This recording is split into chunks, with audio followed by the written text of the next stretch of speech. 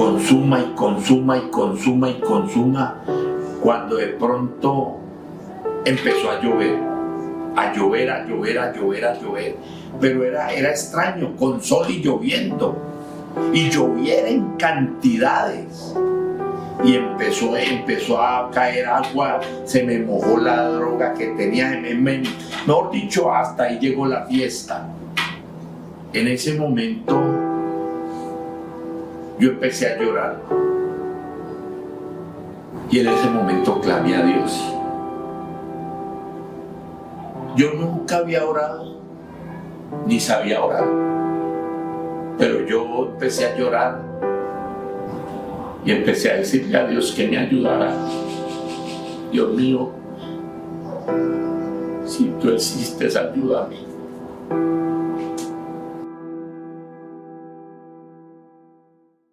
Mi nombre es Fredis Hernando Arias Segura, nacido en la ciudad de Buenaventura el 23 de marzo de 1964. Provengo de una familia de muy bajos recursos económicos. Provengo también de una familia donde la ausencia de mi padre se dejó notar desde mis primeros meses de vida, y eso hizo que mi madre asumiera toda la responsabilidad con respecto a mí. Recuerdo que cuando empecé como a tener uso de razón, siendo muy niño, mi madre trabajaba de noche y se iba a laborar, y tenía que dejarme en una pieza de inquilinato, solo, encerrado, y eso hacía que tuviera muchas aflicciones emocionales. También experimenté un maltrato físico y verbal desde muy niño por parte de mi madre. Ahora que conozco al Señor, entiendo que la herida que le había causado mi papá se estaba como desahogando. El resentimiento que tenía hacia mi padre lo desahogaba para conmigo. Empecé a crecer y desde muy niño empecé como a inclinarme a la violencia, al rencor, al resentimiento, al odio. Y estudié escasamente hasta cuarto de primaria, porque me inclinaba más por las cosas de la calle. Me gustaba mucho la calle, me gustaba mucho como hacer travesuras, digámoslo así. Yo creo que más o menos a los 10 años empecé con inclinaciones a relacionarme con personas que consumían. En ese tiempo pues no habían los químicos o las drogas que hoy hay, y empecé a inclinarme por consumir marihuana. Esto sucedió en Cali, obviamente, porque desde muy niño nos trasladamos para la ciudad de Cali, ¿sí? Crecí en un barrio del distrito de Agua Blanca, un barrio supremamente delicado, peligroso, ¿sí? Y ahí me empecé como a relacionar con personas con problemas de drogadicción, y también con personas que pertenecían a una pandilla. Me involucré en esa pandilla desde muy niño, en más o menos 11, 12 años, después de un año de estar consumiendo marihuana. Al involucrarme con ellos, empecé como a sentirme incitado a hacer cosas por ver que ellos manejaban plata, manejaban armas, manejaban cosas que de pronto yo quería tener y no las podía tener. Entonces me empezaron a involucrar en robos, en atracos. Desde muy niño empecé a involucrarme en cosas que atentaban contra la vida de las demás personas, pero que también atentaban contra mi vida.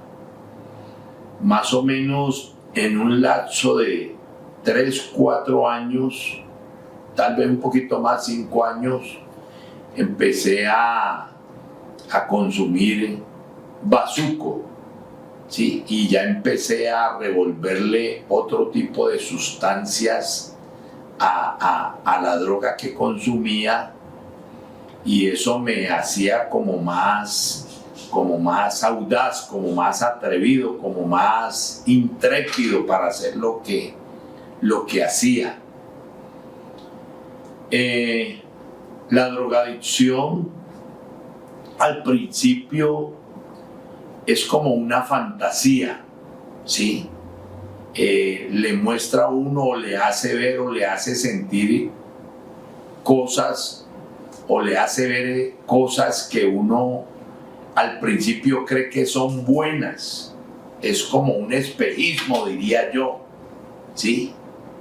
Uno se siente bien eufóricamente, le cambia la forma, le va cambiando la forma de ser, la forma de pensar, le va cambiando la forma de hablar y por ende pues la forma de proceder. Uno no se da cuenta toda la telaraña, digámoslo así, que la droga trae, porque la droga es como una telaraña que muy sutilmente lo va enredando a uno, ¿sí? A través de la drogadicción uno se empieza a involucrar en fiestas, en reuniones, en amistades y en cosas que aparentemente son buenas y que aparentemente lo llevan a uno a conseguir cosas que tienden a satisfacerlo a uno emocionalmente, pero que detrás de esa, yo diría, detrás de esa cortina de humo, lo que hay es un engaño, lo que hay es otra cosa diferente a lo que uno quiere. Yo puedo decir que durante unos 5 o 6 años logré estar solo con marihuana y ser una persona sociable, pero cuando empecé a involucrarme con otras cosas, como a querer experimentar otro tipo de, digámoslo, de experiencias con drogas más fuertes, como el bazuco, como las pepas, como la cocaína y el perico que le llaman, con el alcohol. Quise como empezar a experimentar cosas más fuertes, pero quiero resaltar algo. Todo esto era como una, en cierta manera, como un refrigerio al dolor y a la amargura y al resentimiento que traía dentro de mí por la niñez, por el maltrato físico, por el maltrato verbal, por la ausencia de mi padre, por la ausencia de cosas que como niño uno quiere tener. Y durante los primeros 15 años de drogadicción fui un consumidor social, pero en esos 15 años fue llegando un proceso, yo le llamo un proceso de degradación, porque la drogadicción es como bajar unas escaleras. Uno sin darse cuenta va bajando muy lentamente y va degradándose psicológicamente, va degradándose emocionalmente y se va degradando como persona. Los primeros años de drogadicción, vuelvo y reitero, fui un consumidor sociable. El consumidor sociable es el que trabaja, ¿sí? Pero por otro lado, pues está involucrado en cosas malucas, pero no deja de socializar con un trabajo, con amistades, en fiestas, en familia. Cuando empecé a probar lo que fue el bazuco, que fue lo que más, yo diría, fue lo que disparó mi ansiedad, mi desespero por consumir más, fue el bazuco, que lo conocí a los 17 años. Cuando yo empiezo a consumir bazuco, o sea, a añadirle a la marihuana el bazuco, yo comienzo rápido. Mi comienzo fue rápido en una adicción hacia esa droga, ¿sí? Pero seguía trabajando y seguía participando de cosas malas, revolviendo para poder consumir, como por ejemplo enredar la gente, falsificar con billetes falsos, falsificar licor, falsificar muchas cosas, ¿sí? Me acuerdo que en mi proceso de inicio en el bazuco, empezó un deterioro, yo diría que un deterioro muy rápido, y mi familia no reaccionó rápidamente. Mi familia, en cierta manera, empezaron a consentir que ya había un drogadicto en la casa. Pues mi mamá me regañaba, el maltrato verbal, de pronto también mucho que me llevó también, digo yo, que ayudó a eso. Mi mamá hizo hogar con un señor que asumió la parte como de padrastro, digámoslo así, aunque muy buen hombre, pero siempre había un rechazo de él hacia mí, ¿sí? Eso se sentía, eso se transmitía, y yo me seguía sumiendo en la drogadicción y en el alcoholismo. Era como una manera de evadir una realidad que estaba viviendo, ¿sí?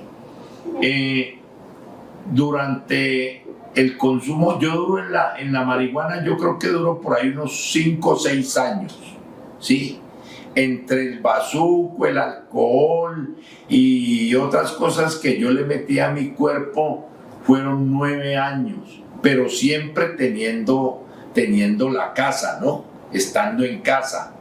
Pero en esos transcursos de esos 9 años, yo fui avanzando hacia una degradación donde ya no quería trabajar, ya no quería hacer nada, ya quería estar durmiendo hasta tarde, levantarme, bañarme, desayunar, salir a la calle, a dar una vuelta, volver a almorzar, salir a la calle, dar otra vuelta, volver a comer y salir a la calle y estar en la calle casi la noche entera.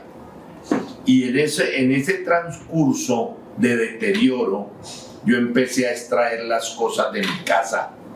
Empecé a llevarme los cuadros, empecé a llevarme las cosas de valor, lo que veía que me podían dar dinero por eso. Empecé a desarmar la casa, literalmente, a llevarme las puertas, las ventanas, a desarmar la casa literalmente, para poder vender y conseguir la dosis que me pedía el cuerpo, porque ya era un adicto compulsivo, era un adicto empedernido, y era más fuerte la ansiedad por consumir que el deseo por no hacer lo que iba a hacer, que sabía que me iba a traer problemas, porque yo sabía que cada vez que yo me llevaba algo de mi casa tenía un problema con mi mamá, y era un problema serio. Un día yo me llevé, lo último que me llevé fue una plancha, y yo me acuerdo que mi mamá me dijo: la próxima vez que te lleves algo de aquí, cuando volvas no nos vas a encontrar. Yo me acuerdo que yo me llevé la plancha y por el temor del problema que se iba a suscitar, yo me perdí en la casa como unos 8 días, pero en esos 8 días terminé metido en una olla, ¿sí? O sea, donde expenden drogadicción.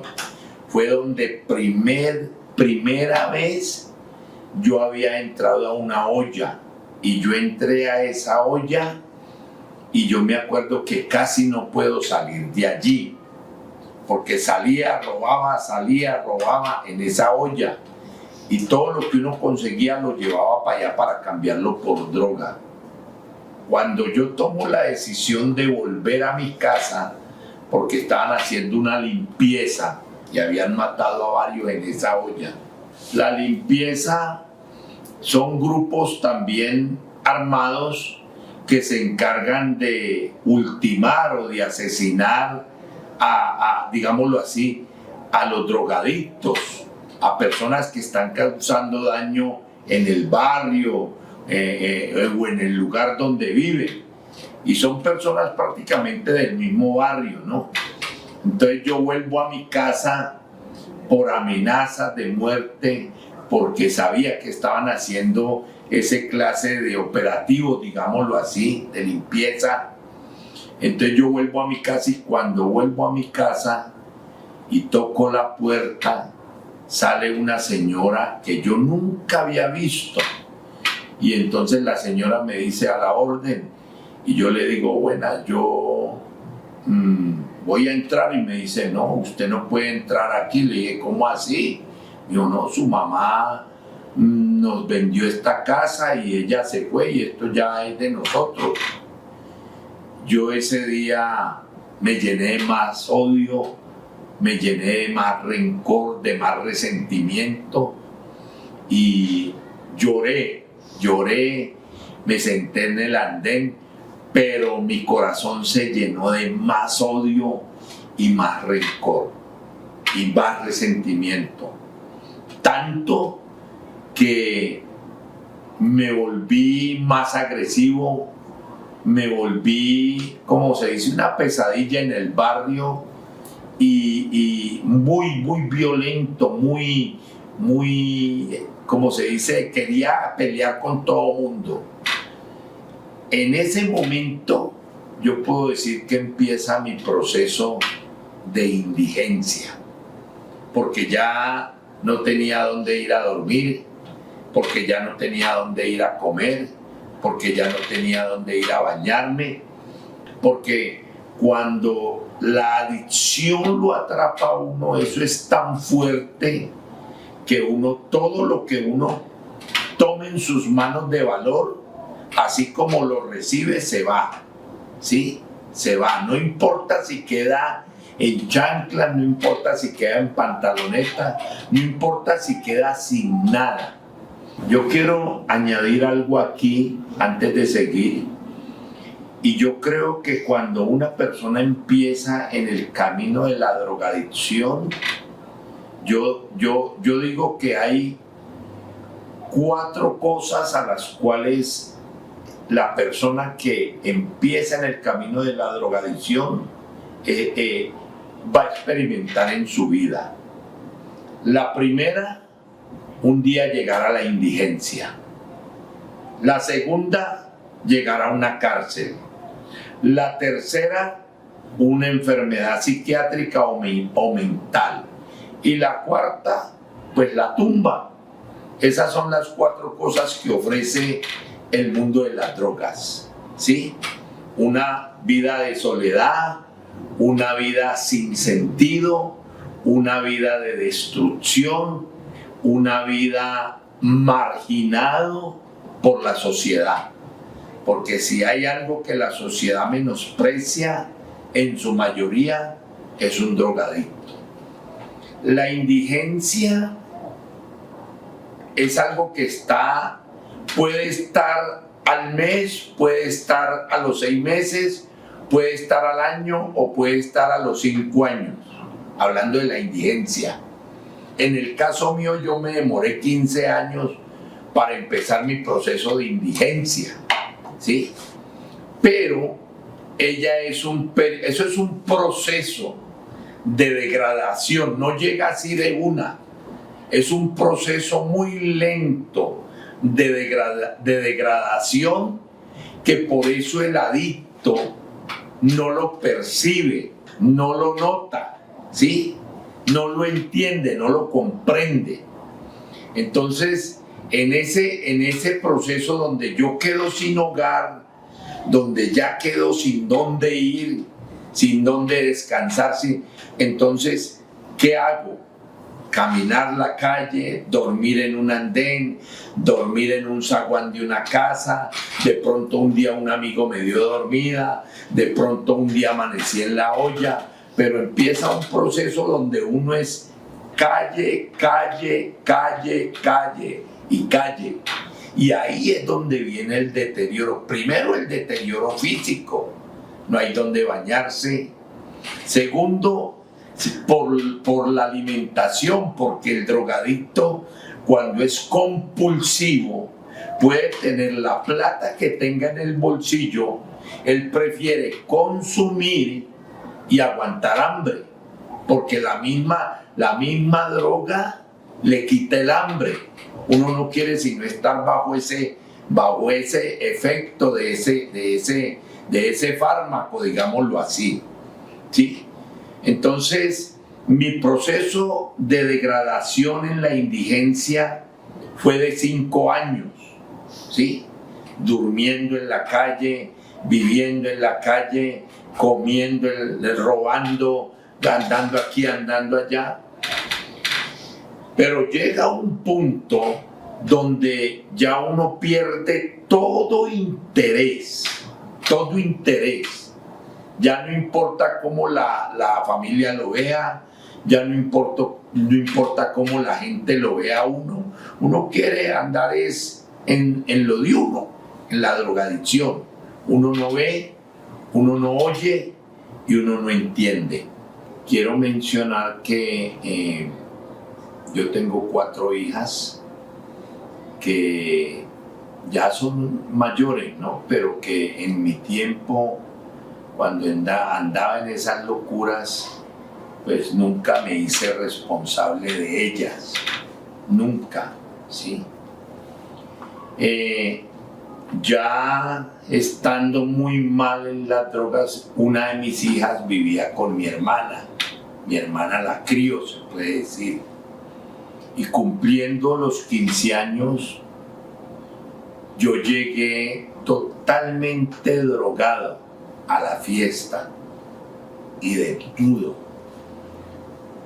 Y era tanto como el resentimiento y el odio que el propósito mío era dañar esa fiesta, ¿sí?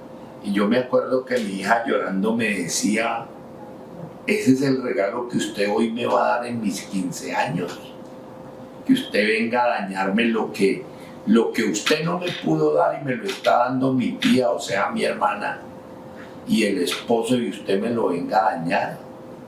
Y yo me acuerdo que ese día esas palabras me sacaron, como se dice, pitado de allí, o sea, salí corriendo, pero obstinado, ¿no?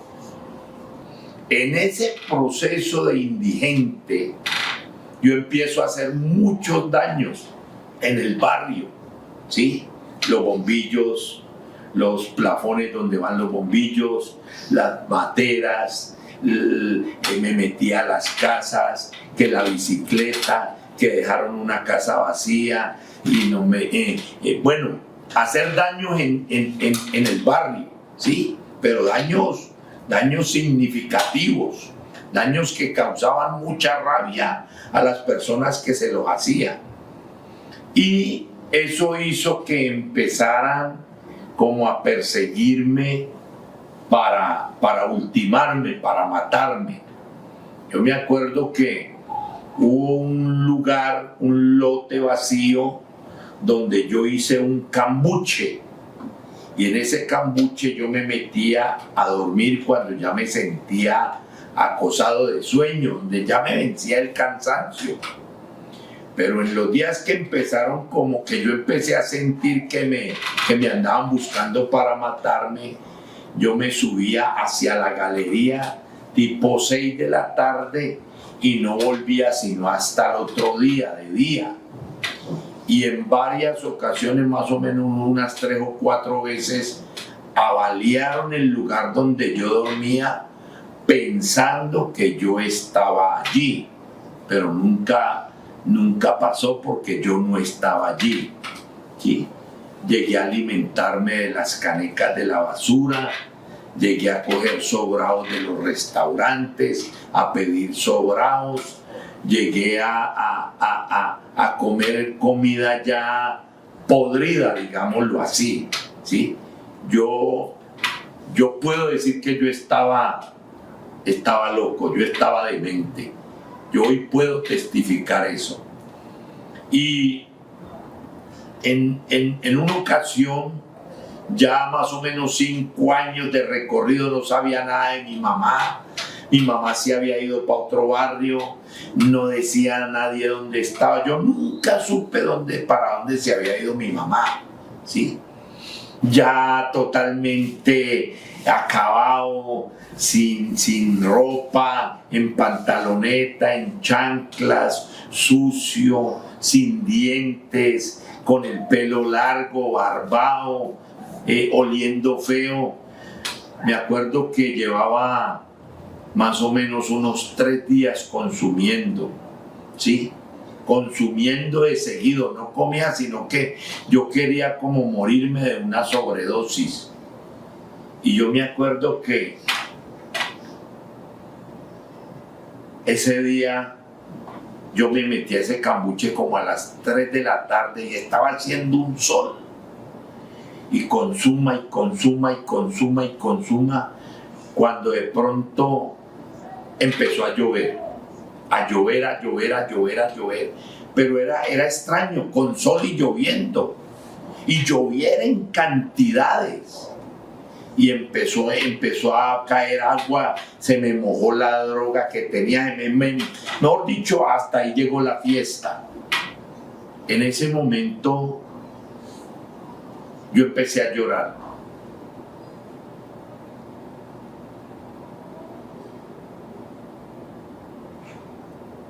Y en ese momento clamé a Dios. Yo nunca había orado, ni sabía orar. Pero yo empecé a llorar.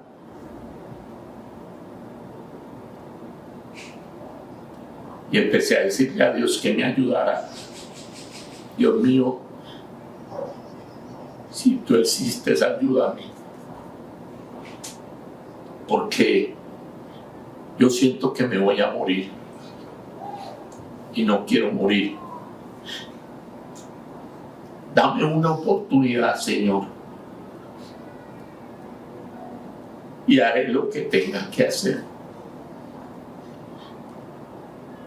Nunca olvidaré que al otro día apareció mi madre. Mi madre, cuando me vio, empezó a llorar. Yo le dije: madre, ayúdame, que me van a matar. Yo siento que me voy a morir, ayúdame. Y algo sucedió. Mi madre dijo: vamos a ver qué hacemos. Le dije: madre, lléveme a la casa, lléveme para la casa. Y me dijo: no, ya se aguantó lo más, aguántese lo menos. Y se fue. Mi madre cuenta que ese mismo día por la noche ya se encontró una amiga yendo a la casa. Se encontró una amiga y se pusieron a hablar. Y esa amiga le preguntó por mí, entonces ella le dijo: no, está mal, lo van a matar, vengo de allá de verlo, está desechable. Y ella le dijo: yo conozco una amiga que el hijo está en las mismas condiciones y recién llegó de una fundación. Camina, te llevo. y la llevó donde la mamá de ese muchacho, y esa señora le presentó al muchacho y el muchacho le dio unos datos. Le dijo, llévenlo a este lugar, y había un lugar cristiano de un gringo que llamaba Esteban David. Había sido narcotraficante y fue uno de los pioneros de las fundaciones aquí en Colombia. Y me llevaron a esa casa y lo primero que me encuentro es un grupo de personas adorando y alabando al Señor y con Biblia. Y yo empecé como a escuchar las alabanzas, las adoraciones, y eso me empezó como a traer cierta paz y como a traer un alivio a mi corazón. Y estuve yendo más o menos por 15 días a las reuniones. Y a los 15 días mi mamá tenía que llevar una mensualidad, una cuota para poder ingresar, y mi mamá literalmente pidió colaboración a los vecinos para internarme. Y recogieron la plata, fueron y pagaron, pero a mí no me llevaron, a mí me mandaron, me montaron en un bus a 12 horas de aquí de Cali, en Pasto, y yo llegué a esa fundación. En ese momento ya tenía los 30 años, más o menos de los 25 a los 30 fue el periodo de indigencia. Llegué a ese lugar, empecé a conocer de Dios, me enamoré de Dios, o Dios me enamoró a mí. Los testimonios de los compañeros, expresidiarios, narcotraficantes, asesinos, violadores, ¿sí? Cada uno contaba su testimonio, y eso fue ayudando como a alimentar mi fe en Jesucristo. Estuve un promedio de 5 años interno, ¿sí? Buscando de Dios, alimentándome de su palabra y anhelando seguir al Señor. A través de la fundación hubo un desprendimiento de esa vida, digámoslo así, porque era un internado permanente, ¿sí? No había chico de que voy allí, ya vengo, no. Era un internado las 24/7, ¿sí? Totalmente aislado. Allá lo aislaban a uno del mundo exterior, ¿sí? Porque era un campamento muy grande y no tenía nada de relación con el mundo exterior. Las llamadas con las familias eran muy limitadas. Algo que me ayudó a mí fue que durante mi tiempo de recuperación, digo que me ayudó ahora que lo entiendo, porque al principio no lo entendía, y es que mi familia me mandaron, me internaron, pero me dejaron solo. No estaban ni visitándome, ni llamándome, ni nada. Y eso hizo como que me volviera dependiente de Dios, digámoslo así. Empecé a depender de Dios, aprendí a depender de Dios, ¿sí? A los 9 meses, en mi primer proceso, mi madre llega a visitarme. Le pedí perdón, ella también me pidió perdón. De hecho, de mi familia yo fui el primero que me convertí en esta época, y a través de mi conversión mi familia llegó a Cristo. Sí, tengo una hermana que es pastora, y pues yo soy el mayor de 4 hermanos, y se cumple la palabra cuando Dios dice que lo más vil, lo necio, lo menospreciado escoge Dios, después de haber sido la oveja negra de la casa. Hoy soy conocido como el pastor de la familia. Hace unos años atrás bauticé a mi padrastro, partió con el Señor, murió creyendo y orando al Señor. Y mucha gente en el barrio se ha convertido por mi testimonio. Ya con mi hija pues llevo una buena relación, le pedí perdón a ella personalmente porque fue como a la que más, digamos, tuve más cerca para que me viera mal y para hacerle daño, ¿no? Entonces, esos 5 años de proceso que no fueron fáciles, porque hubo momentos donde me sentí solo, donde me sentí triste, donde sentí que no había nadie, hoy puedo decir que contribuyeron a lo que soy hoy. Mi familia restaurada, Dios me dio una esposa cuando nunca pensé en formar un hogar. Después de andar descalzo por las calles, hoy puedo montarme en mi carro, puedo manejar dinero. En esos 5 años, pues lógicamente yo nunca me imaginé que Dios me tenía para algo. En esos 5 años llega un momento donde yo siento el llamado de Dios en visión, en sueño y en palabra profética. Ayudar a otras personas, pero a las personas que están en drogas, que están en la calle, que perdieron todo, que se degradaron por causa de la drogadicción por lo mismo que yo había vivido. Y por fe tomamos la decisión de empezar la fundación. Y me acuerdo, pastores, que nosotros salimos a abrir fundación con una cama, 2 platos, 2 pocillos y 2 cucharas en un buggy. Alguien nos arrendó una casa y nos fue el arrendo para empezar el ministerio, el centro de rehabilitación. Y Dios empezó a ir acercando personas que no conocíamos y que decían, ayúdennos, ¿sí?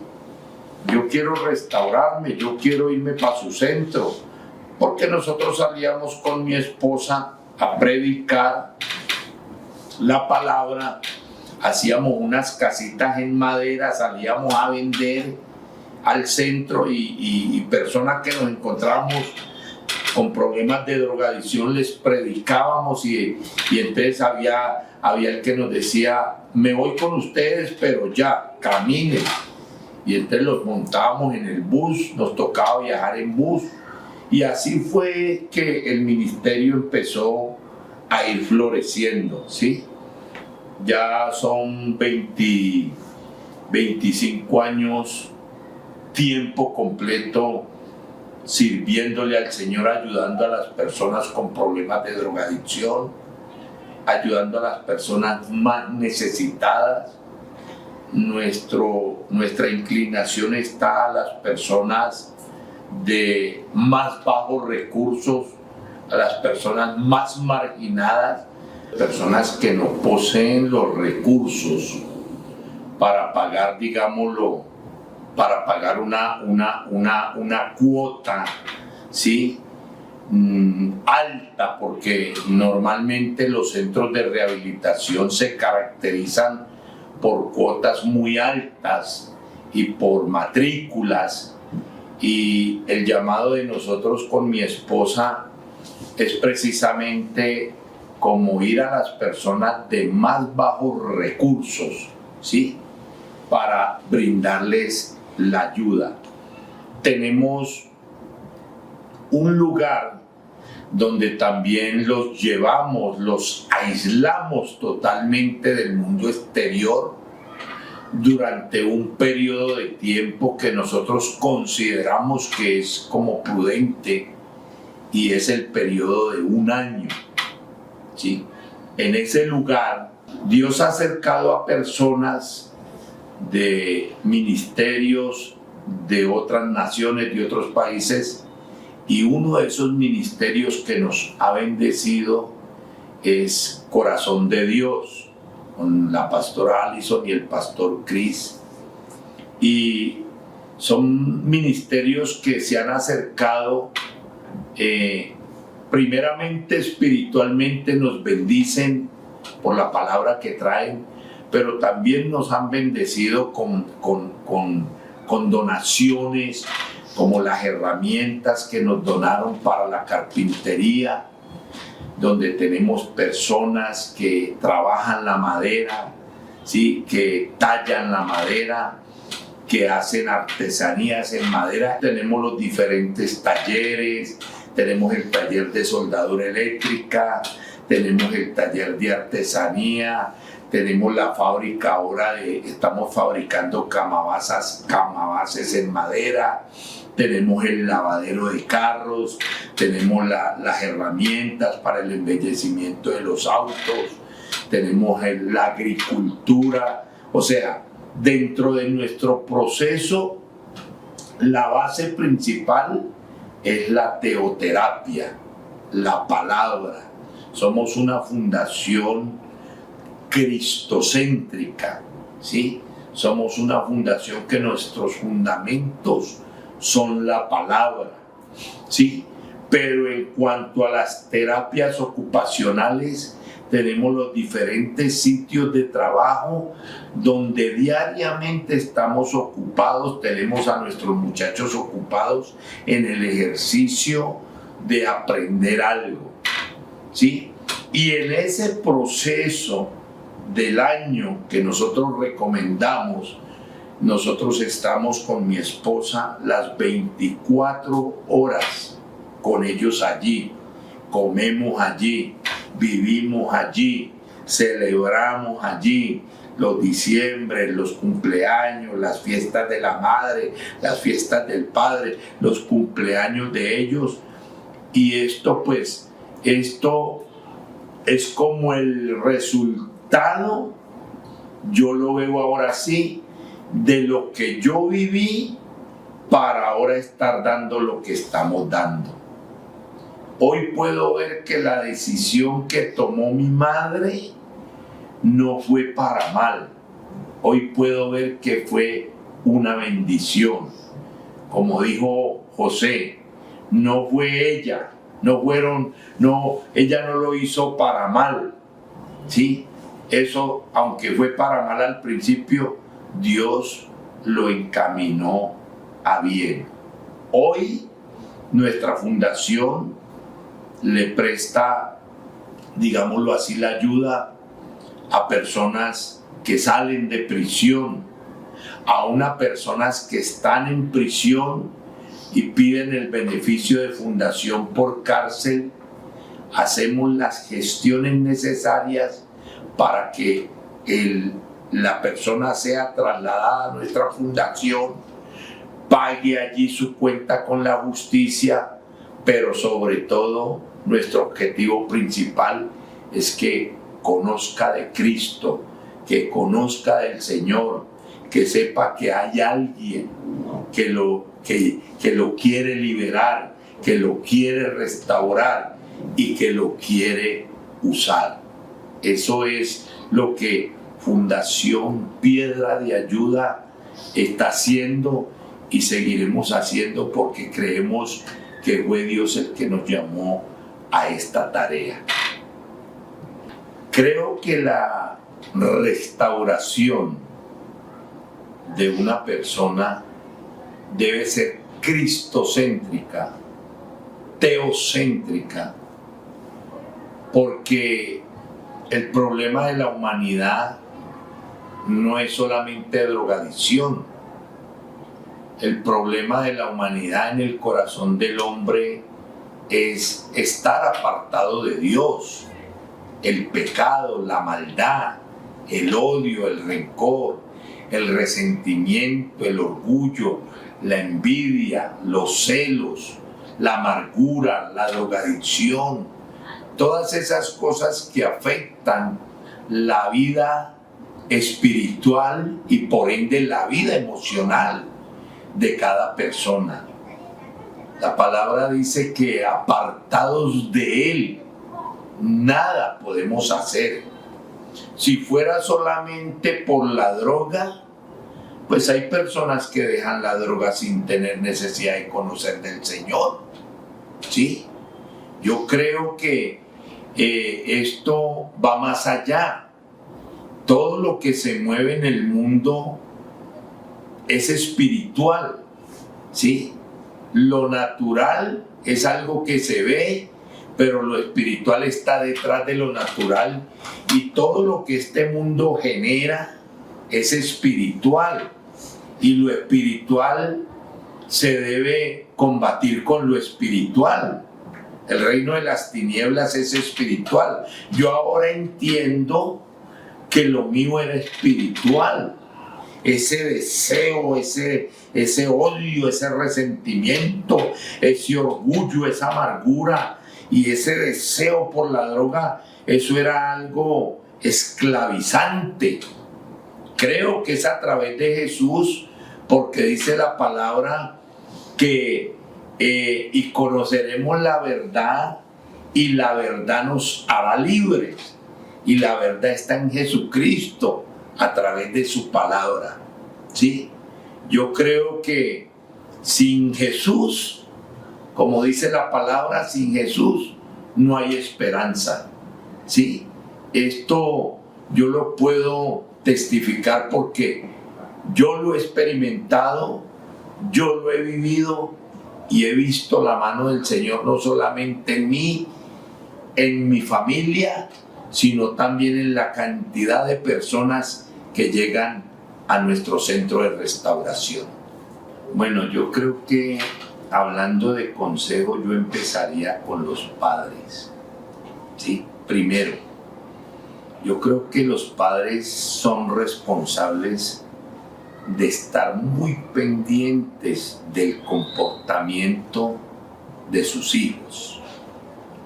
Segundo, que cuando hay una sospecha o cuando ya hay algo comprobado con que su hijo, su familiar está empezando en el consumo, se deben de tomar decisiones yo diría muy drásticas, muy serias, en el sentido de que esto no es algo que se puede, digámoslo así, tratar con consejitos como muy suaves, como muy acomodados, sino que se deben de poner pautas y se deben de poner reglas y se deben de poner normas muy serias, porque después de que el muchacho inicie en el proceso de la drogadicción, si a él no se le ponen pautas muy serias, por ahí sigue. Y el avance es indetenible, no se puede detener. Eso no se va a detener, eso va a seguir, eso va a avanzar. Para las personas que están empezando y para las personas que están muy avanzadas en el consumo de cualquier sustancia psicoactiva o alcohol, pues el consejo es que busque de Dios, acérquese al Señor, que es el único que lo puede liberar de esas cadenas y de esas ataduras. Nunca valdrá la pena probar las drogas porque los resultados van a ser desastrosos. ¿Sí? No inventes, no ensayes, no lo hagas, porque después te vas a dar cuenta con los años o con el tiempo de que no valió la pena. Por eso no vale la pena. Estamos para servirles, somos Fundación Piedra de Ayuda, Centro de Restauración Ebenecer.